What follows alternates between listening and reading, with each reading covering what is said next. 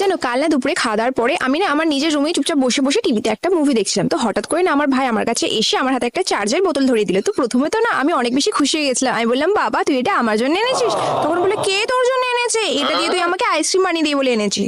Hello, আচ্ছা, দরকারের সময় শুধু দিদির কথা মনে পড়ে, আর অন্য সময় দিদির কথা একটু মনেই পড়ে না। বলছে তা না তো আবার কি? বলছে ঠিক আছে তুই এখন এসব কথা বাদ দে, তুই ফটাফট আমার জন্য আইসক্রিম বানিয়ে দে। আমি বলছি, আইসক্রিম মানে তোর ঠান্ডা লেগেছে, আমি যদি এখন তোর জন্য আইসক্রিম বানাই না তাহলে মা আমাকে ধরে পেটাবে। তখন আমার ভাই বলছে, আমি শুধু একবার জিজ্ঞাসা করছি, তুই বানিয়ে দিবি হ্যাঁ কি না? আমি তখন বললাম না। তখন আমার ভাই বলছে, আচ্ছা না তো ঠিক আছে, তাহলে আমি আমার মাকে বলে দিচ্ছি। জানো মা, কাল রাত 12টার পরে না দিদি না শুয়ে শুয়ে না কার সাথে ফোনে কথা বলছিল। তো তারপর না আমি ওকে বললাম, আচ্ছা আচ্ছা ঠিক আছে, আমি তোর জন্য আইসক্রিম বানিয়ে দিচ্ছি, তুই আমার একটা মাত্র ভাই হোস, তোর জন্য বানাবো না তো আর কার জন্য বানাবো? समझ रहे हो समझ रहे हो आप?